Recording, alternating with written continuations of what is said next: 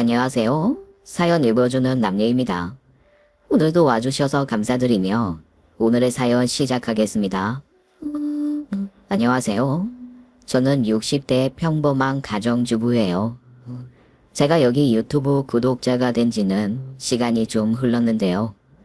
이곳 영상들을 늘 미소 지으며 행복하고 즐겁게 감상하고 있습니다. 그리고 제가 느낀 즐거움과 감동을 여러분께 돌려드리고자 저 또한 펜을 잡게 되었지요. 부족한 솜씨이지만 여러분께서 격려하면서 감상해 주시면 참 좋겠어요. 전 충북 보은이 고향이에요. 농사 짓는 부모님 밑에서 4살 위에 오라버니 한 분이 있는 당시로는 좀 단촐한 가족이었지요. 그리고 친할머니 한 분이 함께 사셨는데 옛날 어르신들이 그러하듯 장난만 편애하셨어요. 저는 막내에다가 딸이라 쓸모없다면서 대놓고 차별하셨습니다. 또 농가에는 자식이 미천인데 우리 엄마가 아들 하나밖에 못 낳았다고 늘 구박하셨어요.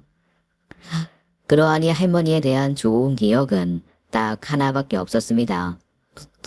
가을철이면 고운 속리산에 나는 송이버섯은 향이 일품입니다. 산을 뒤져가며 한 소쿠리 송이버섯을 따오면 우리 부모님부터 할머니까지 그렇게나 좋아하셨어요. 제 머리도 쓰다듬어 주시고 벽장 뒤 숨겨놓은 할머니 사탕도 주셨죠. 그래서 전 지금도 송이버섯만 보면 할머니가 떠오르고는 합니다. 남아 선호 사상이 깊었던 친정집에서는 제가 대학에 가는 것을 허락하지 않으셨어요. 그래서 고등학교를 졸업하고 부모님 농사나 도와드리다가 시집을 갔습니다. 제 남편은 같은 고향에서 나고 자란 동네 오빠였지요. 이성의 눈을 뜬 고교 시절에 자전거 타고 지나가는 남편이 어느덧 제 마음속에 들어왔습니다. 하지만 그 시절 여자애가 애모하는 마음을 드러내는 것이 어디 쉬울까요? 괜한 동네 소문이라도 나면 혼사길 망치니 티도 못 내고 짝사랑하고 있었는데 제 고등학교 졸업식에 그 연모하는 오빠가 나타났지 뭐예요. 그는 저에게 꽃다발을 주면서 우리 부모님에게 그랬습니다. 저한테 순옥이 주세요. 순옥이가 학생이라 마음에 담아두고 있었지만 이제 다 컸으니 장차 제가 데려가서 행복하게 해주겠습니다. 요즘 젊은이들은 반지도 주고 이벤트를 벌이면서 결혼을 약속하는 프로포즈를 한다지요. 하지만 제가 받은 프로포즈는 바로 남편의 저 한마디였습니다. 우리 친정 부모님은 한 동네에서 알고 지내는 남편의 성품이나 집안 사정을 잘 알고 있었고 하니 이를 반대할 이유가 없었어요. 그렇게 결혼 허락을 받고 나서 한 2년쯤 있다가 혼인식을 올렸어요. 우리 남편은 별로 보잘것없는 나를 참 아껴주었습니다. 시부모님과 함께 살면서 서로 애정 표현도 조심했지만 어쩌다 읍내에 나갈 때면 남편은 경운기나 자전거에 꼭 그렇게 저를 태웠죠. 당신은 오늘 2발 땅에 디딜 생각도 마라. 내가 공주님처럼 모실 거요. 이런 남편의 사랑에 시집살이 고된 줄 모르고 신혼생활을 2년을 살았습니다. 그런데 남편은 부모님 농사를 물려받기 싫어했어요. 시아버님과 이 일로 몇 번 말다툼도 했는데 결국은 다른 직업을 찾아 서울로 상경했습니다. 충청도 시골 출신인 남편과 제가 서울에 와서 어디 의지할 친척 한 분 안 계신 데다가 우리 둘 다 고졸 학력이라서 좋은 곳에 취직하기가 막막했습니다. 하는 수 없이 남편은 일용직일, 그러니까 건축 공사판에서 잡부로 시작했어요. 처음 저는 작은 회사에서 전표 처리하는 일을 했었는데 아기 키우면서 하려니 사장님 눈치가 심했죠. 결국 얼마 버티지 못하고 나와서 전업주부로 집에서 부업을 하며 지냈어요. 서울에 와서 첫째 딸과 둘째 아들까지 두 애를 낳고 키웠습니다. 아들 귀하다는 친정 집안 같으면야 경사 치를 일이었지만 저는 공평한 엄마가 되고 싶었죠. 치가 떨리게 당한 차별을 내 아이들에게 대물림하고 싶지 않았습니다. 우리 남편은 공사장에서 미장 일을 배우고 아예 미장 조공이 되었죠. 미장 일은 당시 일당도 높고 일감도 넘쳐났기에 남편은 힘들어도 이 일을 하며 우리 가족을 먹여 살렸습니다. 건축 현장이 멀 때는 새벽 5시에 나서면서도 한 달에 5일밖에 쉬지 않았으니까요. 바깥분은 정말 그렇게 제 몸이 부셔져라 하고 열심히 일했어요. 우리 내외가 남의 돈 탐하지 않고 무직하고 성실히 살다 보니 집 한 채도 마련하고 아들, 딸 대학까지 다 보냈습니다. 다만 아이가 부모의 뒷모습을 보고 배운다는 말이 있는데 꼭 맞는 말은 아니더군요. 우리 아들, 딸은 늘 부자가 되고 싶다고 입버릇처럼 말을 하면서 자기 일에 최선을 다하는 모습이 부족했기 때문입니다. 제 입으로 자식 욕하는 건 자기 얼굴에 침 뱉기라는 것을 저도 알지요. 하지만 지금 이마만큼 먹고 살게 된 것에 대한 부모의 은공을 모르는 것만 같아서 아쉬웠습니다. 딸은 4년제 대학을 졸업하고도 취직도 안 하면서 매사 불평불만이 어찌나 많던지요. 엄마, 우리도 이사 좀 가요. 벽지랑 바닥도 오래돼서 빛바래고 너무 지저분해 보이지 않아요? 글쎄다. 우리 집이 난 좋기만 하구만. 내가 살던 시골집은 다 기울어가는 초가집 빗스름했어. 근데 지저분한 건 바로 너지. 네 방 청소는 했냐? 엄마가 매일 새거 닦으라고 귀에 못이 박히게 얘기해도 듣지를 않고선. 매일 집을 반들반들 청소하는 엄마 아래 딸은 집을 어지럽히고 설거지 해놓는 법이 없었어요. 저는 40대 중반부터 콜센터에 취직해서 일을 다니고 있었는데 집에 혼자 있는 딸이 제 먹은 그릇 설거지조차 하지 않았으니까요. 내 딸이지만 저래 놓고 시집가서 살림은 제대로 할지 걱정이 태산이었습니다. 나는 참 가난한 집 딸로 태어나서 하고 싶은 미술 공부도 그만둬야 했네. 내가 계속 미술 쪽으로 나갔으면 또 알아요? 미술계의 거장 화가가 됐을지. 우리 집안이 내 앞길 막은 거라고요. 엄마 아빠는 그런 딸한테 미안하지도 않아요? 취직하라고 말을 하면 딸은 꼭 이렇게 자기 지난 날을 한탄하려 되지요.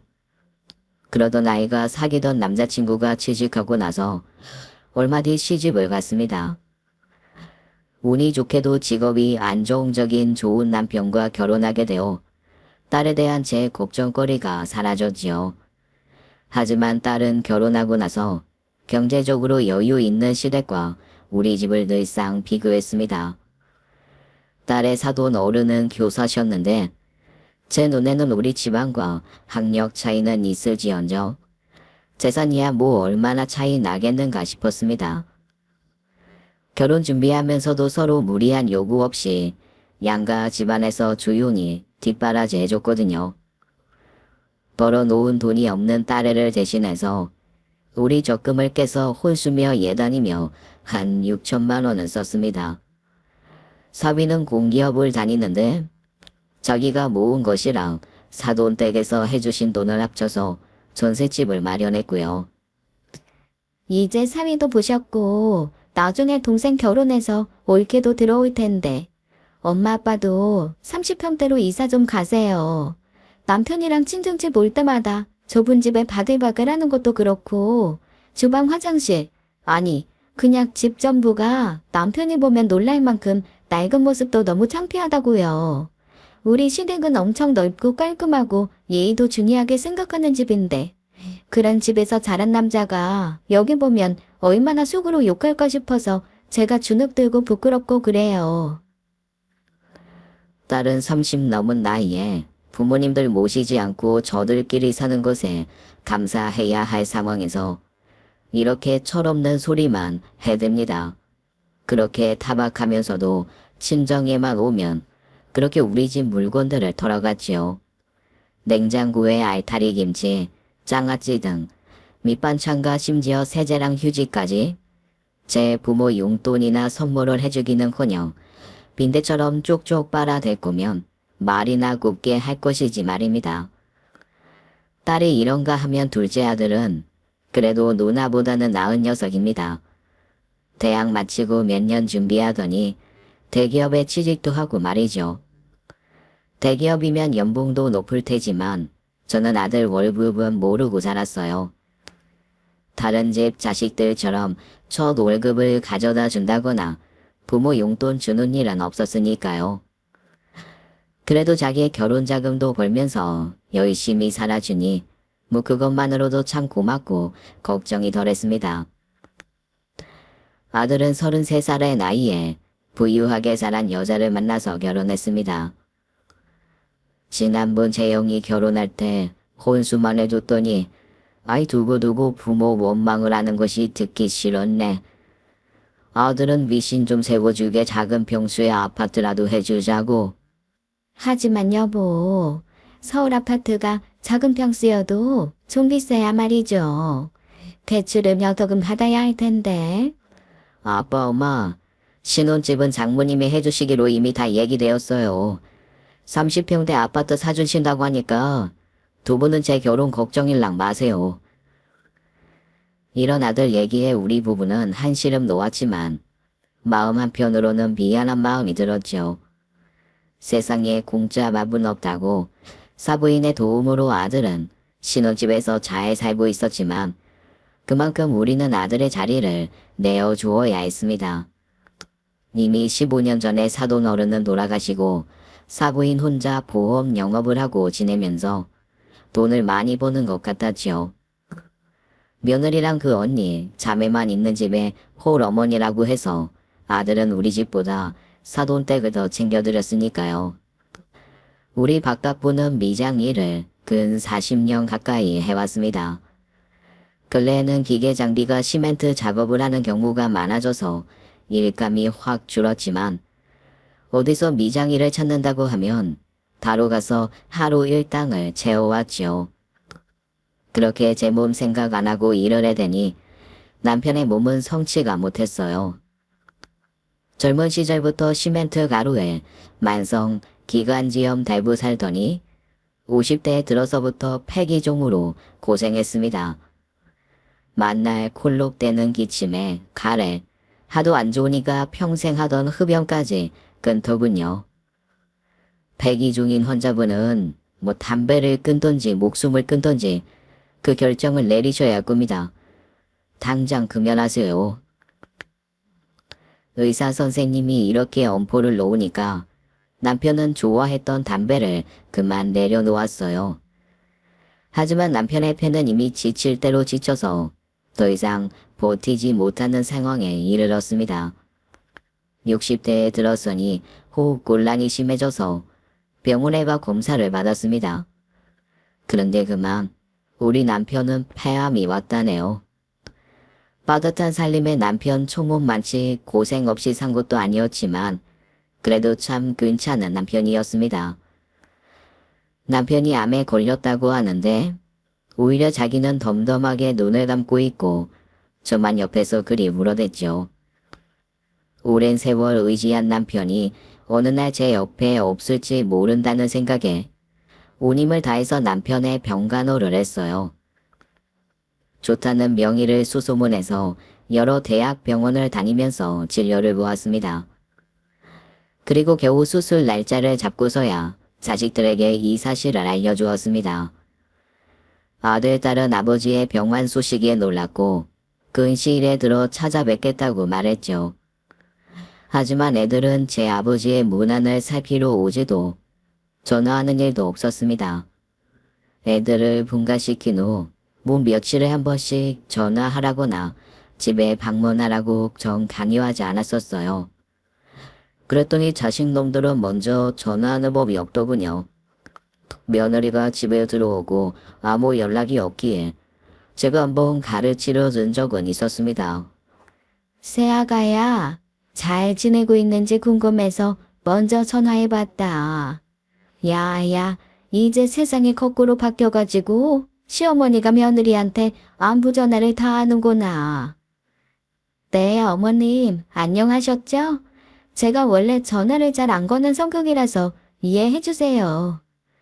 그래, 나도 전화통 오래 붙들고 사는 사람은 못 된다. 하지만 우리나라 가족 간 예절이라는 것도 있지 않니? 어르신들께 주기적으로 안부를 여쭙고 살아야지. 지난번 들으니 우리 아들은 사부인께 거의 매일 전화 드린다던데? 참 어머님도 그래서 서운하셨어요? 우리 친정은 엄마 혼자이시니까 걱정스러워서 남편이 그렇죠. 그리고 그이가 뭐 돈이 있나요? 배경이 있나요? 아무것도 안 보고 순전히 남편만 보고 결혼해서 살다 보니 사는 게 참 바쁘더라고요. 부유한 우리 집에서 자랄 때는 돈 때문에 걱정을 한다거나 그런 일 없이 지냈는데 말이죠. 뭐 친정이 엄청 잘 나가는 상류층 집도 아니고 그냥 50평 집에 차 2대 굴리는 정도로 살다가 지금은 제 화장품 백화점에서 사는 것도 남편 월급 봐가면서 해야 하니까 답답해요. 그런 절 안쓰럽게 여기시는 친정엄마가 제 용돈이랑 생활비도 보태주시니 그나마 숨통이 트이는 거죠. 제가 며느리에게 너무 편하게 해줘서 시어머니 앞에서 이런 이야기도 망설임 없이 할 수 있는 걸까요? 좋게 말하면 요즘 젊은 애들이 솔직하고 가감 없이 이야기를 한다고도 볼 수 있겠죠. 이렇게 말하면 며느리 앞에서 저는 실은 내색 못하고 대충 인사를 마무리하고 끊었습니다. 며느리 말인즉슨 자기 시댁이 없이 산다고 내 아들 능력 없어서 힘들다는 이야기인데 거기다 대고 제가 더 뭐라 할 말이 있어야죠. 남편과 둘이 이마만큼 잘 살도록 일구었다는 자신감은 며느리 때문에 점차 퇴색해 갔습니다. 그래서 불편한 며느리에게 연락을 여간해서는 하지 않았지만 지금은 남편이 아프니까 제가 자주 아버지께 전화라도 드리라고 애들에게 얘기했습니다. 하지만 여전히 연락 한 통 없는 자식들이라니 어쩌면 이렇게 부모를 실망시킬 수 있단 말입니까? 참다 못한 제가 아들에게 전화했습니다. 아, 엄마, 저 출장 중인데요. 지금 바쁘니까 나중에 전화 드릴게요. 이렇게 아들은 바쁘다며 전화도 잘 받지 않았어요. 그래, 장가 보내고 나면 남의 자식이라는 아들만 있는 게 아니지. 우리 딸에게 하소연이라도 해보자 하는 마음으로 딸에게 전화를 걸었습니다.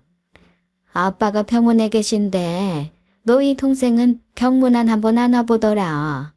출장이라 바쁘다고 연락도 안 받고 며느리는 선전처럼 어려우니 다들 먹고 살기 바빠서 그렇죠 뭐. 서로 웃자고 한 말인데 딸은 이렇게 퉁명스럽게 받아치니 대화 시작부터 전 서운해졌지요. 아이고 그렇구나. 둘째네만큼이나 너희도 그렇게 힘들다니? 요즘 너희 남편 월급이 얼만데 그러냐? 엄마는 뭘 그런 것까지 묻고 그래? 한 달 월급이 260만 원밖에 안 해요. 그러니까 채원이 유치원비도 부족해서 시부모님이 보태주시죠. 그런데 엄마는 무슨 용건이 있어서 나한테 전화하셨어요? 뭐 특별한 용건은 아니고 우리 딸이랑 사위랑 손주 채연이 잘 있나 궁금해서지. 그런데 말이다. 너희 아버지가 지금 병원에 있는데 바빠서 문병은 잘 못 오더라도 어떻게 전화라도 자주 드려라. 아, 알겠어요. 저 지금 외출해야 하니까 이만 전화 끊어요.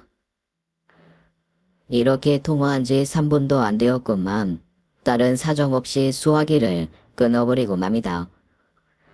자식 새끼 키우는 게 뭐 바라고 하는 농사가 아님을 알지만 왜 자꾸만 마음의 생채기가 하나씩 보태지는 걸까요? 딸이라고 있는 것이 애교 있게 연락도 자주 하고 사소하게 챙겨주기를 바란다면 그것은 부모의 욕심일까요? 그렇게 혼자서 남편 병간호를 하며 몇 개월을 지내다 보니 이제 저도 힘에 부치더군요. 그렇죠. 저도 이제 나이가 환갑이 넘었으니 말입니다. 가을로 넘어가는 환절기에 감기 몸살이 심하게 들려서 손가락 하나 움직일 힘도 없었습니다. 남편 데리고 항암 치료하러 가야 하는데 제 몸이 이렇다 보니 아들에게 도움을 구했어요. 아이 엄마, 몸이 그리 아프시다니 안타깝고 뭐 저도 돕고 싶지만 어쩌죠? 저랑 아내는 공항에 와 있어요. 곧 출국해야 해서 가볼 수가 없겠는걸요. 아니, 갑자기 공항에는 왜? 장모님 환갑도 돌아오고 해서 모시고 해외여행 가려고요. 모신다고 말은 해도 뭐 어차피 장모님께서 여행 경비 다 대주시기는 하지만요. 어쨌든 지금 사정이 그러니까 누나에게 연락해보세요. 만날 바쁘다면서 자기 부모 모시고는 국내 여행 한 번 안 가던 녀석이 장모님만 모시고 해외여행이라니. 하필 아프고 도움이 필요할 때 이런 소리까지 들으니 아들에 대한 서운함은 태산같이 커졌습니다. 그래, 아프신 아버지 두고 너희끼리 재미나게 아주 잘 다녀오거라.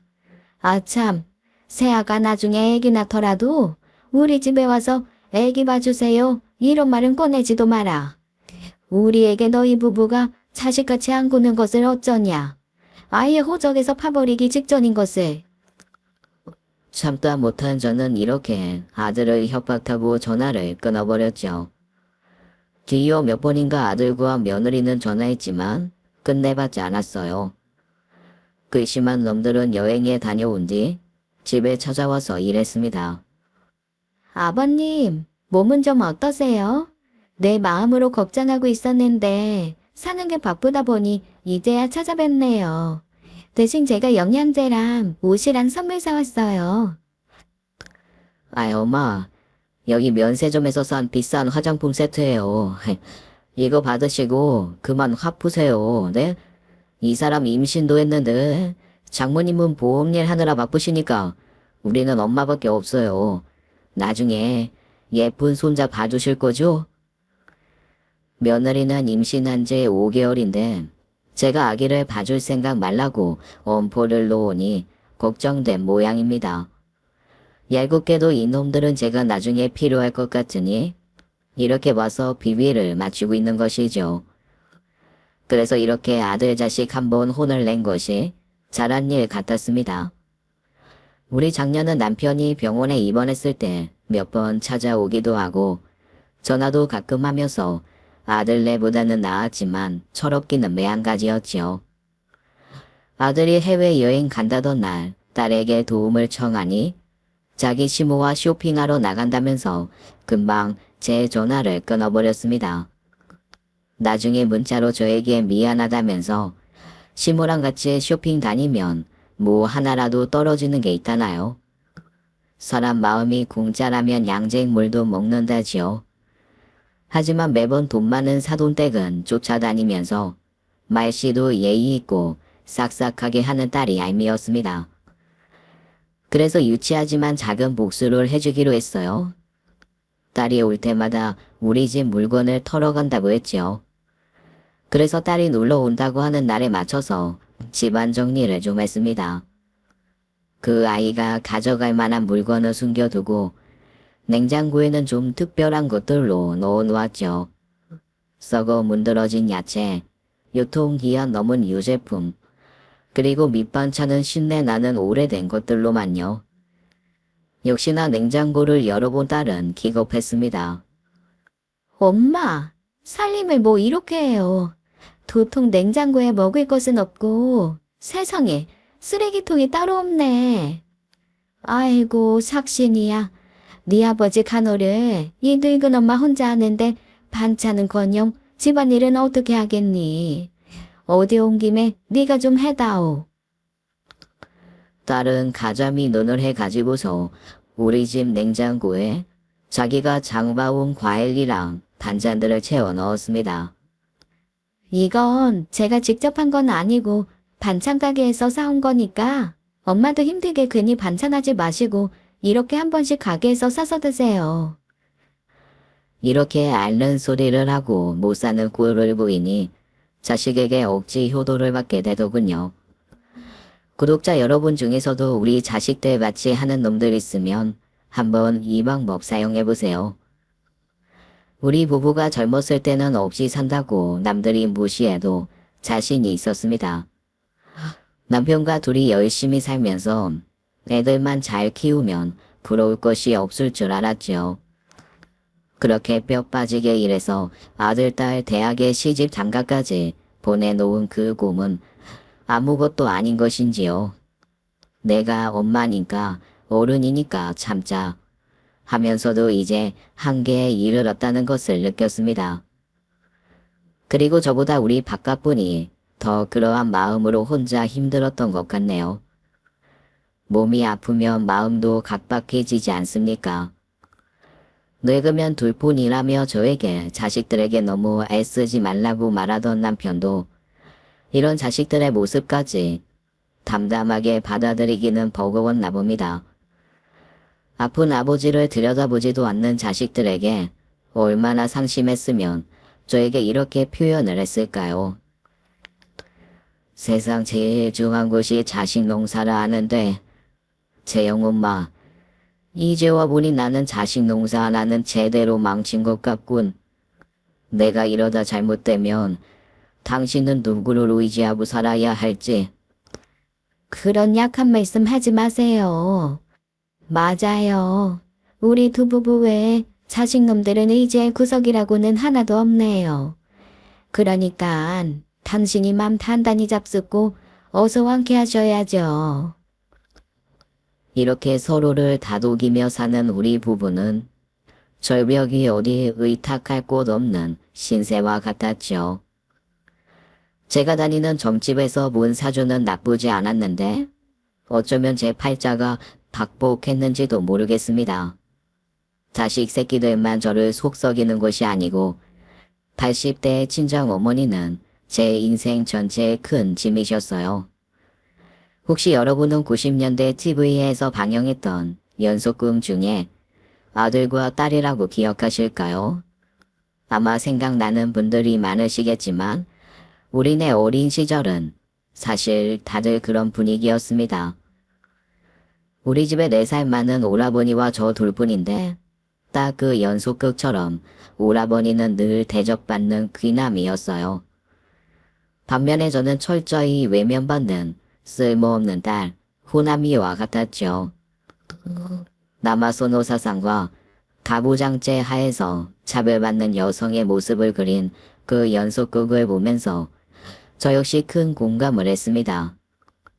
제가 어릴 때 학교에서 반장만 맡아 하는 저는 고졸로 만드시고 중하위권 성적으로 아무 이름 없는 대학에 붙은 오라버니는 보내주셨죠. 제가 대학 가는 것을 반대한 어머니를 고3 때 담임 선생님이 몇 번 설득했습니다.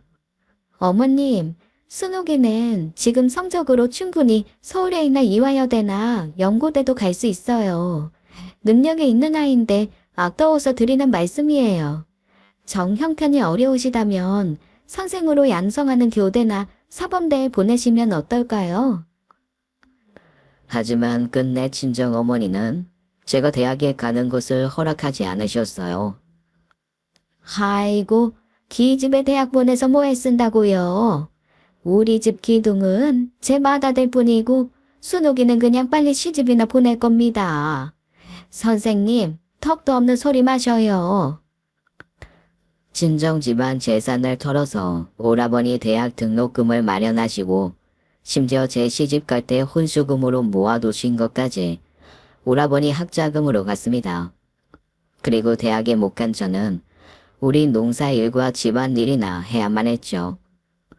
이 일을 겪으며 어머니가 원망스러운 마음에 어서 집을 나오고 싶어서 시집을 일찍 간 탓도 있을 겁니다.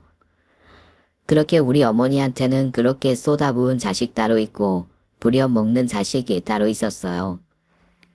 하지만 천륜을 거스를 수 없듯이 전 자식된 도리를 다할 수밖에 없었습니다.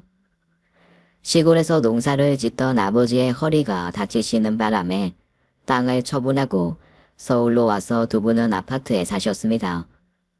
그런데 아버지가 72의 연세에 돌아가신 뒤 친정 어머니 홀로 남게 되신 거죠. 아들거리는 어머니 소원대로 장남집에서 사셨지만 몇 년 뒤 치매를 얻으셨어요.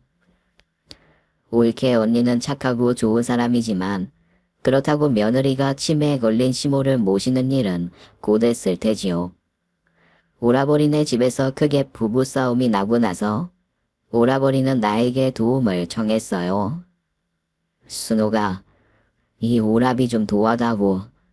어머니 치매 증상이 심해지시니 한계에 다다른 안사람이 아예 집을 나가버리겠다고 하는구나. 어머니가 얼마나 더 사실지 모르지만 이른이 넘으셨으니 그래 오래 가시진 않을 게다. 남은 여생은 딸인 네가 보살펴드리면 어떻겠니? 오라버니는 이렇게 간곡히 부탁했지만 참 복잡한 문제였습니다. 제 마음은 갈팡질팡이었어요. 치매가 온 어머니가 어디 갈 곳 없으니 딸로서 받아들여야 하는 의무감. 하지만 나를 차별하고 쓸데없는 자식 취급했던 어머니가 뭐가 좋다고 내가 그 뒤치다거리를 맡아야 하는 거야 싶은 반발심도 있었습니다. 그렇게 고민하는 저를 잡아준 것이 바로 우리 박단 양반이었습니다. 재영 엄마, 오찌랬던지 간에 당신의 세상에 나오게 해준 어머니 아니요. 만약 지금 당신이 장모님 안 모시면 아마 당신 마음에 두고두고 한이 될 터이니 우리가 모십시다. 참 고맙고 고마운 사람입니다. 남편으로서 장모님을 모시는 일이 저보다 더 불편하고 싫었을 텐데도 선뜻 자신이 나서서 제게 말해주었으니까요. 그렇게 어머님을 모시고 살았는데 그 시간은 생각보다 길어져서 13년이나 흘렀습니다. 몸은 80대의 노인이지만 정신은 20대 초반으로 사시는 분은 늘 갓 태어난 자기 아들을 찾으셨죠. 내 아기가 어디에 있지? 그런데 아줌마는 누군데 우리 집에 있는 거죠? 당장 나가요. 혹시 내 아들 못 봤어요? 엄마, 내가 딸 순욱이잖아요. 이 순욱이가 결혼해서 사는 집에 엄마도 같이 있는 거고 오라비는 지금 여기에 없어요. 이제 60대가 됐고 결혼해서 자기 집에서 살고 있잖아. 기억 안 나요? 늙어서도 우리 어머니는 저에게 이런 서글픈 모습만 보여주고 아들만 생각했습니다. 하지만 가끔 제정신으로 돌아올 때면 어머니는 안쓰럽고 따뜻한 눈빛으로 저를 바라보셨죠. 미안하구나 순호가. 네가 긴 세월 동안 이 어미에게 가진 원망과 한이 켜켜이 쌓였을 것을 내 모르는 바 아니다. 하지만 남자와 여자가 다른 법이고 이는 여자로 태어난 숙녀 같은 거란다. 대신 다음 생에는 내가 네 딸로 태어나서 효녀가 되어서 이거 다 갚을게. 그렇게 어머니는 저에 대한 미안한 속내를 좀 비치셨어요. 제 손을 잡으면서 얼굴도 매만져 주시던 어머니에게서 저에 대한 사랑을 듬뿍 느껴보기도 했습니다. 그래서 치매인 노모를 모시는 일은 저에게 한편으로는 축복이었죠. 덕분에 어머니에 대한 원망과 마음속 깊은 응어리는 조금씩 풀려갔습니다. 하지만 친정 어머니가 83살이 나이가 되시자 신부전증과 당뇨 등 지병이 악화돼서 요양병원에 가셔야 했어요. 그리고 2년 동안 힘든 투병 생활 끝에 결국 세상을 뜨게 되셨습니다. 어머니 말년을 나에게 위탁하면서 우린 서로 마음이 통했다고 느꼈지만 그분의 본심은 변치 않았다는 것을 나중에서야 깨달았죠. 어머니가 돌아가시면서 남긴 유언에는 본인의 유산 전부를 장남에게 주신다고 쓰여 있었으니까요. 부모님이 사시던 아파트는 그동안 전세를 놓고 있었는데 최근 부동산 가격이 오르면서 상당한 재산이 되었습니다. 그렇다고 해도 나도 자식인데 10억이 넘는 돈이 모두 어머니 곁을 지켜드리지도 않은 오라버니에게 가다니. 심지어 없는 형편의 우리 남편은 어머니 요양병원비도 2년간이나 부담해 주었건만 돈을 떠나서 어머니의 유언은 저에게 다시 한번 큰 상처를 남겨주었어요. 결국 아무리 잘해준다고 한들 사람은 변치 않는 법인가 봅니다. 그렇게 어머니 유산에 대한 마음을 접고 허망하고 속상한 마음으로 있는데 오라버니가 저를 찾아왔어요. 네가 그동안 치매에 걸린 어머니 모시느라 수고가 참 많았구나. 네가 말하지 않아도 이 오래비 다 한다. 어릴 때부터 어머니가 아들인 나만 편애하고 딸인 너는 자식 대접 안 해주셨지. 그래서 많이 서운했느냐. 나도 어머니 뜻에는 반대란다. 유언 따를 필요 없이 우리 유산은 사이좋게 반씩 나누자꾸나. 오라버니는 돈의 유혹 앞에서 유일한 혈육인 저와의 관계를 지키는 선택을 했습니다. 그리고 지금까지 60년 넘게 살면서 제가 오라버니에 대해 오해하고 있었음을 처음 알게 되었어요. 그런 어머니 덕분에 넌 나만 마음 편히 행복했을 거라고 생각했냐? 아니다. 내가 대학 입시에 떨어져 온 날, 취직이 안 되어 절망하는 날마다 어머니는 그러셨다.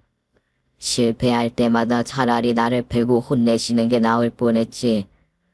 그런 말씀 들으면 내가 더 자괴감이 들고 무능력한 놈이라고 자책하게 되어버려. 너에게 미안함과 열등감을 동시에 느끼면서 살아온 세월이었다. 이제 하늘 아래 혈육이라고는 우리 둘뿐이지 않냐. 앞으로 얼마 남지 않은 세월 동안 우리 남매 잘 지내보자. 이렇게 말하는 오라비를 앞에 두고 전 그야말로 어린아이처럼 펑펑 울었습니다. 아무도 몰라주는 친정 식구들 틈에서 전 희생만 하고 헛살았던 것이 아니에요. 오라비는 남몰래 저를 이해하고 나름의 방식으로 위해 주었음을 이제 알게 되었으니까요. 그간의 서름이 씻겨 나가면서 행복했지요. 이후 몸이 많이 좋아진 남편과 오라비는 한 달에 한 번씩 같이 낚시도 가고 함께 식사도 하면서 왕래했습니다. 우리 남매는 어머니의 차별 아래에서 서로 가깝게 지낸 적이 없었습니다. 하지만 이번 일로 우리는 처음으로 속마음을 터놓고 나누게 된 계기를 맞았어요. 그리고 그 어느 시절보다 끈끈하게 서로 챙기는 진짜 남매 사이가 되었습니다. 우리 친정 어머니를 떠나보내면서 제 마음은 비통함과 슬픔이 가득했습니다. 가는 세월 막을 수 없고 부모님을 먼저 보내드리는 것은 자연스러운 이치임을 저도 알지만 그래도 날 낳고 길러주신 어머니가 세상에 없다고 생각하니 가슴에 큰 구멍이 난 느낌이었어요.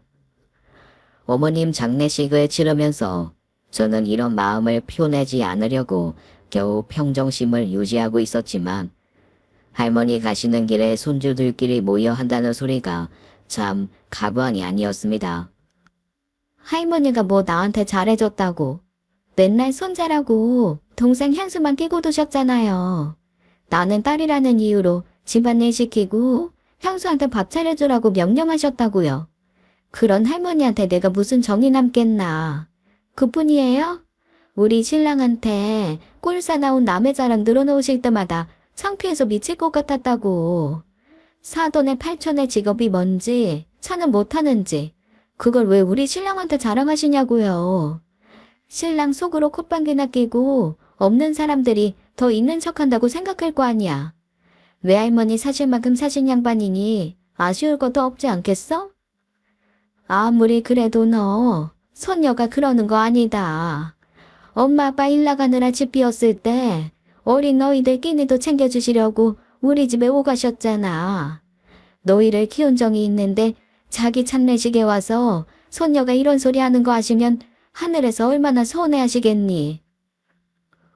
내가 뭘 하며 입을 삐죽거리는 딸을 뒤로하고 갑자기 아들이 툭 튀어나와서 이렇게 말합니다. 맞아.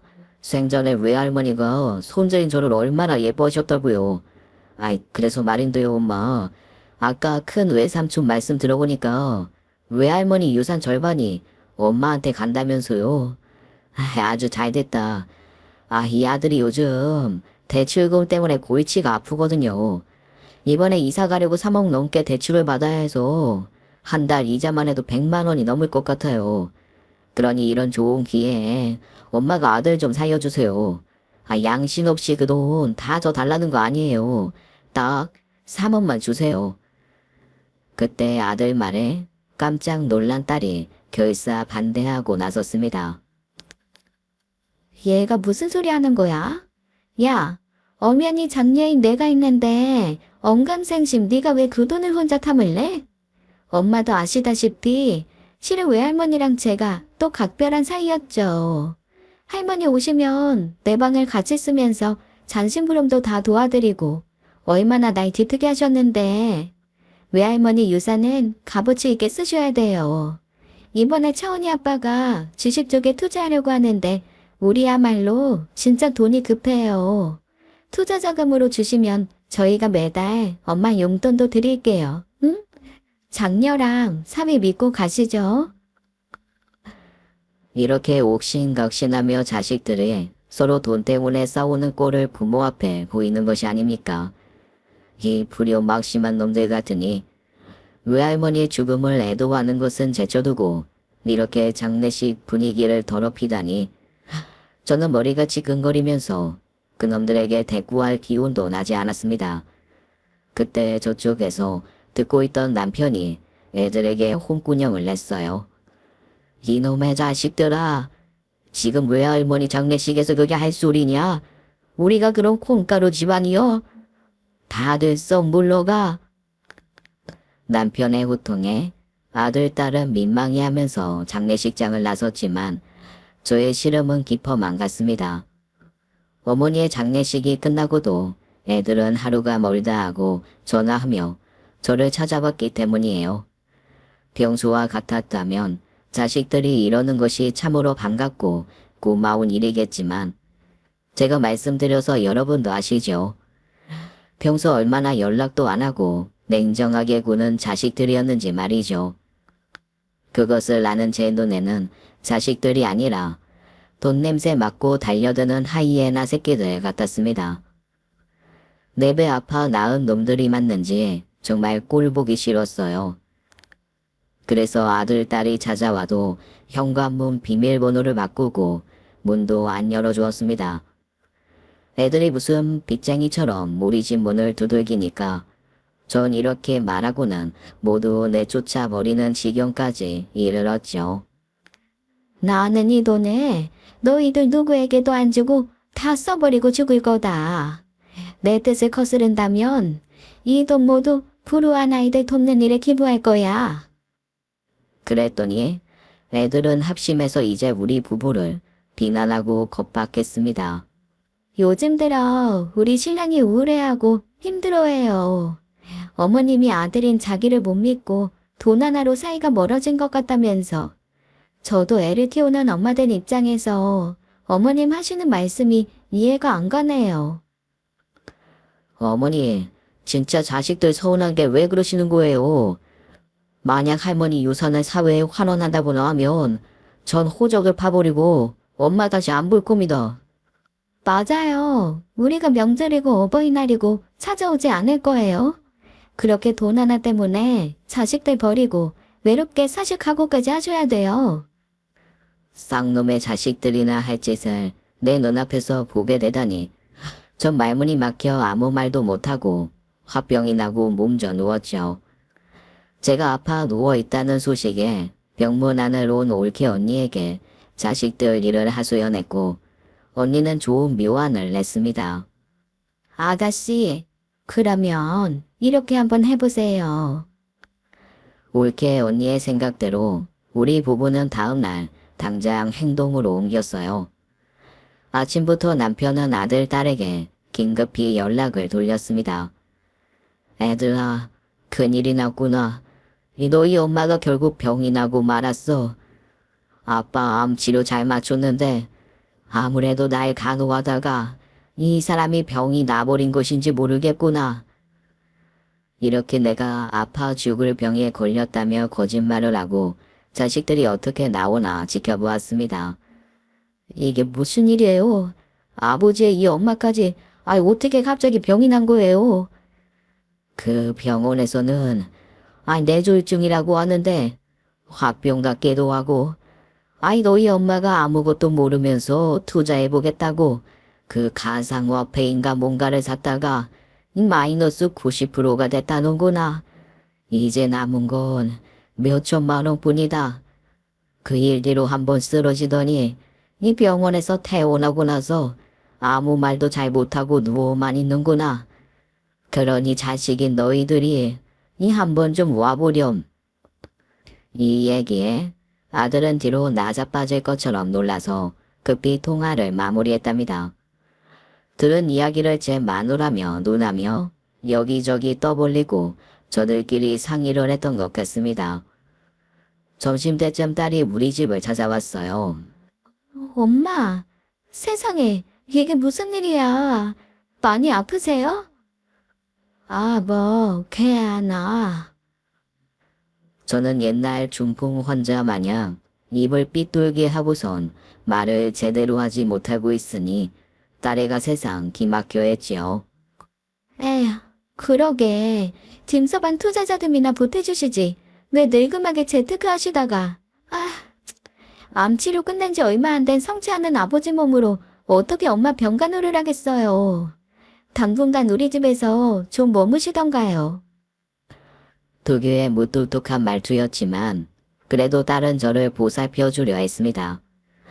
그래도 장렬하고 반찬이랑 죽을 가지고 와서 저도 먹이고 아버지 드시라고 냉장고에 챙겨 넣더이다. 지저분해진 집도 간단히 소재하고서 재현이 올 시간이라고 자기 집으로 갔습니다. 그런 딸의 모습을 보며 전 속으로 감동했지요. 그래, 넌 그래도 아픈 부모 위할 줄도 알고 합격이다. 하지만 연락을 받은 날도 그 다음 날도 아들 며느리는 형식적인 전화 한 통이 다였을 뿐입니다. 그렇게 뻔질나게 드나들어서 잡상인처럼 내쫓은 것이 불과 며칠 전이었죠. 하지만 돈도 날리고 도움만 필요한 엄마에게는 방문할 목적이 없다는 듯한 괘씸한 아들놈. 제 아무리 귀한 아들이라고 해도 이렇게 구는 것을 용서할 마음은 추호도 없었습니다. 아픈 연기를 시작하고 2주 만에 전 모든 사실을 까뒤집기로 했어요. 아이고, 네 엄마가 죽을 날 봐둬뒀다. 엄마 상태 위로까니 오늘 밤에 모두 반드시 집으로 오거라. 어머니가 죽을 때가 됐다고 하니 그제야 며느리 아들 얼굴을 집에 들이밀더군요.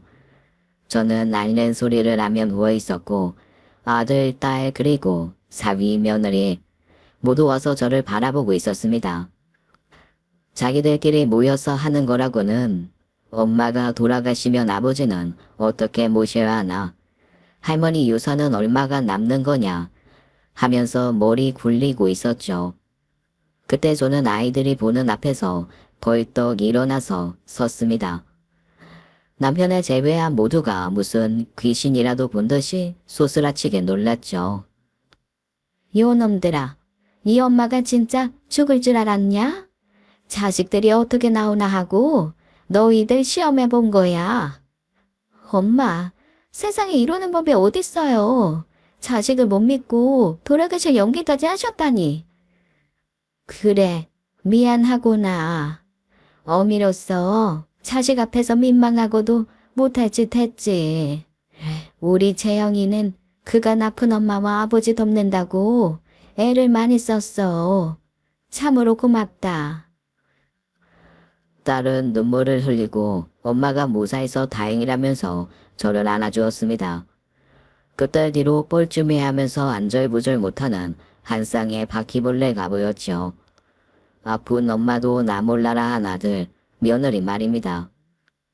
현수, 넌 아들이라는 녀석이 지금까지 했던 것이라고는. 엄마, 아이 나이 잡수고 그렇게 할 일이 없으세요? 어떻게 자식들을 그렇게 감쪽같이 속일 수가 있으세요? 그럼 투자로 날린 돈은요? 그것도 거짓말이에요? 아이 그럼 할머니 유산은? 그때였습니다. 우리 남편은 아들에게 성큼성큼 달려오더니 다짜 못자 뺨을 2대나 후려쳤어요. 바로 너 같은 놈을 후레자식이라고 하는 거다. 당장 무릎 꿇고 네 엄마와 내 앞에서 사죄를 드려도 모자를 파네. 이 그딴 소리나 해. 지금 돈이 중하냐? 아버님, 아무리 화가 나셔도 그렇지. 자식들 다 보는 앞에서 그 애한테 이렇게 폭력을 쓰시면 어떻게 해요? 이건 배워먹지 못한 집안에서나. 제 남편이라고 감싸며 시아버지에게 대드는 며느리를 보니 제 속에서 열불이 났고 냅다 질러댔지요. 이만아 이언니, 너 지금 시아버지 앞에서 뭐라고 하는 게야? 그래, 네가 이제야 솔직한 마음을 드러내는구나. 그간 속으로 우리 집 학력이 짧다고 무시했던 거야. 오냐, 무시했던 시부모가 앞으로 너희를 어찌 대할지 똑똑히 보여주겠다. 그렇게 저의 깜짝 연기는 좋지 않은 꼴을 보이고서야 끝맺음을 했습니다. 이렇게 보니 씁쓸한 만남더군요. 하지만 옥석을 가린다고 이번 일로 우리를 위해주는 자식과 등 뒤에서 칼 꽂을 자식을 똑똑히 분간하게 되었어요. 그 뒤로 저는 정말 절연한 마음을 갖고 아들 레벨가 하는 이야기는 하나도 들어주지 않았습니다. 할머니의 유산이 멀쩡히 남아있다는 것을 안 뒤로 어떻게 잘해보려는 가식적인 행동이니 말이죠. 심지어 며느리가 출산해서 손녀가 태어나고도 우리는 아들네를 찾지 않았습니다. 다만 아들의 계좌로 축하금 100만 원을 보내주었을 뿐이죠. 그런데 말입니다. 사람 참 희한하더이다. 혹시 살 때는 아무리 잘해줘도 고마운 줄 모르던 아들이 마음은 끊고 돈만 보내주니까 더 고마워하니 말이죠. 결국 자식들은 저나 남편을 대하는 태도가 확연히 바뀌었습니다. 그렇게 고분고분 사근사근 할 수가 없었죠. 이렇게 제 인생의 파도는 아이러니하게도 친정 어머니의 유산으로 뒤바뀌게 되었습니다. 이번 일로 저는 그 돈을 움켜쥐고 절대 자식들에게 맡기지 않을 생각이에요. 그리고 남편도 그런 저의 결심을 믿고 제 뜻에 맡겨주었죠.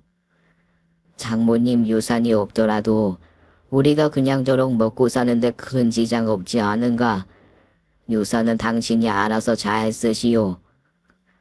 하지만 살면서 저금 말고는 돈을 불려본 적이 없는 제가 갑자기 덜컥 큰 돈을 어떻게 관리해야 할지 난감했습니다. 일단 오라비에게서 받은 5억은 통장에 넣어놓고만 있다가 문득 생각나는 사람이 있었죠. 제 고등학교 동창 중에 재산을 제법 불리고 자수성가한 친구가 있어요. 평소에 연락을 자주 하지는 않았지만 저는 그 애한테 연락해서 제 사정을 설명했지요.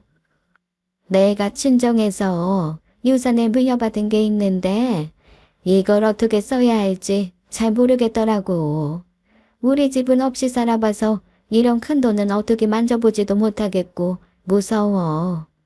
그리고 아들, 딸은 이 돈을 자신들한테 달라고 아우성 난리였었고.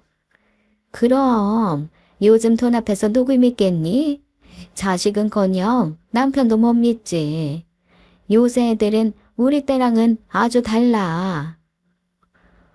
친구는 제 이야기에 공감하면서 자신의 이야기를 들려주었습니다.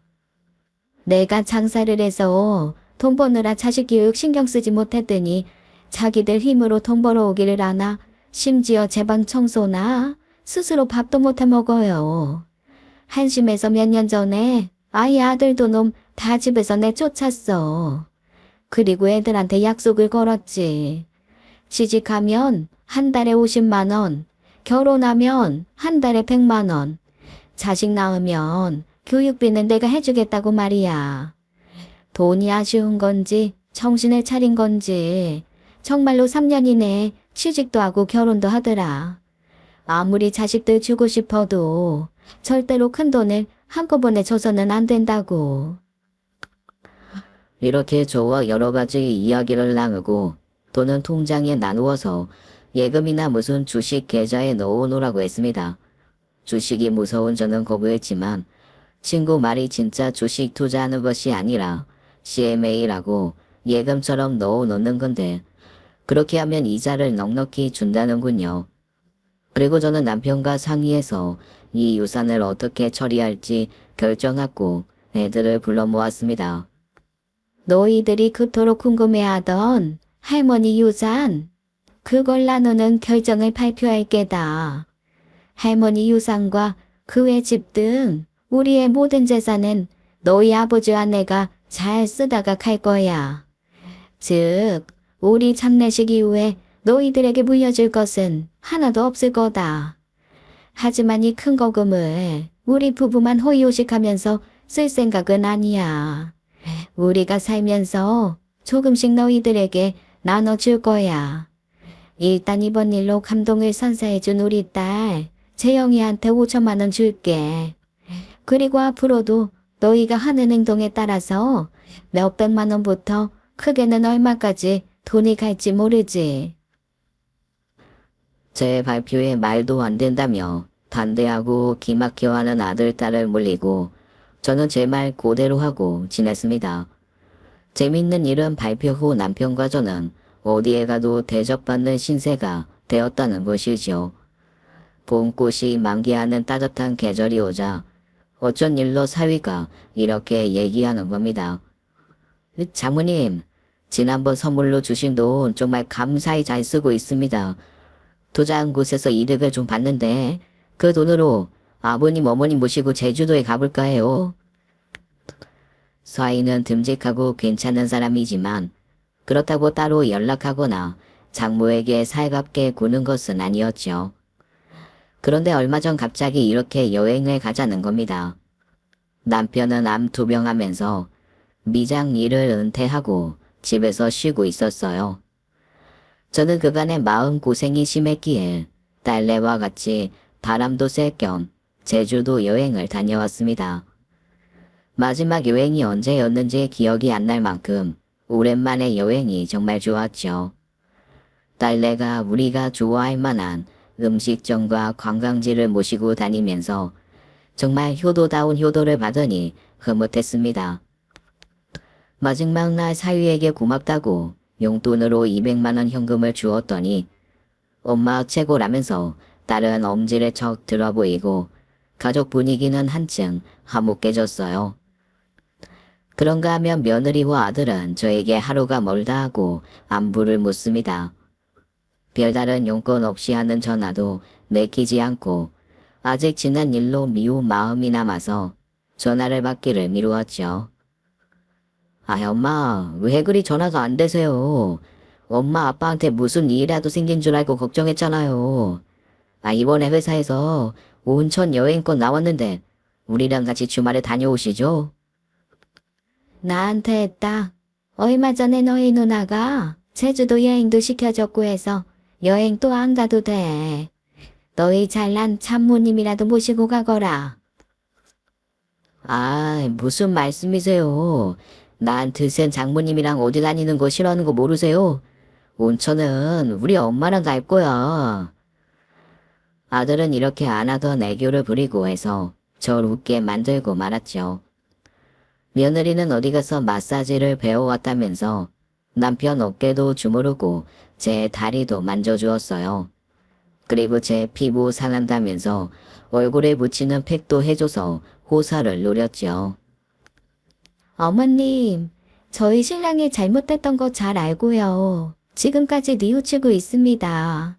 앞으로 살면서 저희가 갚을게요. 아직 노여우시더라도 저희 조금씩 용서해 주세요. 며느리는 지난번 일이 미안했던지 이렇게 사과의 편지를 남겨놓았어요. 또 요즘 딸은 종종 집에 와서 함께 마트에 가서 장을 보고 다른 쇼핑도 하고는 합니다. 이제야 엄마랑 쇼핑도 다 해보네. 맨날 돈 아깝다고 사지 마라 하셔서 같이 다니기 싫었던 거죠. 시모 말고 우리 엄마랑 이렇게 팔짱 끼고 쇼핑 다니고 싶었다고요. 살면서 이렇게 딸이랑 한 번씩 옷도 고르고 사볼 걸. 딸의 입장에서는 제가 참 재미없는 엄마였겠다 싶었죠. 함께 장을 본 영수 금액은 제가 부담해주니 그게 또 좋아서 딸은 자꾸만 집에 오는 겁니다. 그래서 당분간 오지 말라고 금지령을 내렸더니 딸은 아이처럼 울상인 표정이 되었어요. 요즘 같아서는 자식들 건사한다고 너무 열심히 살았던 예전들이 미련스럽더라고요. 그냥 바람과 햇살의 삶을 맡겨도 볼 걸. 흘러가는 대로 대충 살아도 볼 걸. 왜 그리 싸워대듯 살았고 돈은 왜 그리 아꼈는지. 옷장에 옷도 몇 벌 없어서 요즘 남편과 제 옷을 산다고 부부끼리 처음 쇼핑몰도 가봤어요. 여유는 호주머니에서 나온다고 자식들이 자주 들여다보지 않아도 이제는 전처럼 서운하지 않았어요. 자식들 먹인다고 밑반찬 여러 가지 해서 애들 집에 가는 그런 부담도 내려놓았죠. 이제는 희생하고 자식만 신경 쓰는 엄마가 아니라 먼저 연락 안 하면서 가끔 보면 용돈이나 턱턱 주는 신식 엄마가 된 것 같았습니다. 제가 그러니까 오히려 아들, 딸은 더 좋아했어요. 이렇게 아들, 딸 사위 며느리 할 거 없이 앞다투어 달하려고 드니 마음이 그렇게 편하고 좋을 수가 없더군요. 그렇지만 자식들을 온전히 믿고 재산을 맡기는 어리석은 일은 하지 않을 겁니다. 창고에서 꽃감 빼먹듯이 필요할 때 넉넉한 마음으로 돈을 나눠주면서 여생을 보낼 계획이에요. 그래서인지 요즘은 온통 감사한 일들 뿐입니다. 남편이 암에서 벗어난 것도 유산이 생기고 자식들이 효도하는 모습도 보고 이 모든 일들이 기적과 같기에 저는 진심으로 감사함을 느끼고 있습니다. 하지만 인생은 참 어렵고 힘들고 또 더덥다는 생각도 많이 합니다. 내 딴에는 열심히 살면서 남편과 함께 70을 바라보는 나이가 들어버렸죠. 이제는 몸 여기저기 고장이 나면서 세상 떠날 날을 세면서 지내야 할 텐데 저보다 더 인생을 더 살아오신 70대, 80대 분들은 무슨 생각으로 지내시는지요? 요즘 우리 부부가 건강하고 재미나게 노후를 지내는 방법을 찾아보고 있습니다. 저와 비슷한 연배의 분들이 계시면 요즘 어떻게 지내시는지 알고 계신 좋은 취미 생활을 댓글로 소개해 주시면 고맙겠습니다. 우선 제가 맛들인 소소한 취미 하나 공유해 드리자면 동네 행정복지센터에서 하는 실버 라인 댄스입니다. 1시간 동안 음악에 몸을 맡기고 흔들다 보면 스트레스가 확 풀리는 기분이고 건강에도 참 좋은 것 같습니다. 아직 해보지 못한 분들이 계시면 한 번쯤 경험해 보시기를 추천하고 싶어요. 지금까지 행설수설한 저의 글 들어주셔서 감사합니다. 제 사연이 자식 이야기라 제 욕보 있는 것 같아 어디 주변에 말도 못했는데 몇 분이나 봐주실지 모르겠지만 이렇게 이곳에 이야기를 전하고 나니 가슴이 후련하네요. 제가 아끼고 애정하는 여기 유튜브 채널이 늘 번창하시기를 기원드립니다. 그래서 저 심심하거나 답답할 때마다 오래오래 여기 영상을 감상할 수 있지요. 아울러 우리 구독자님들 모두 늘 건강하시고요. 행복이 가득한 하루를 보내시길 바랍니다. 건강한 100세 시대를 함께 만들어 봅시다. 지금까지 사연 읽어주는 남녀였습니다. 끝까지 함께 해주신 여러분 감사드리며 저희는 다음 사연으로 돌아올게요. 감사합니다.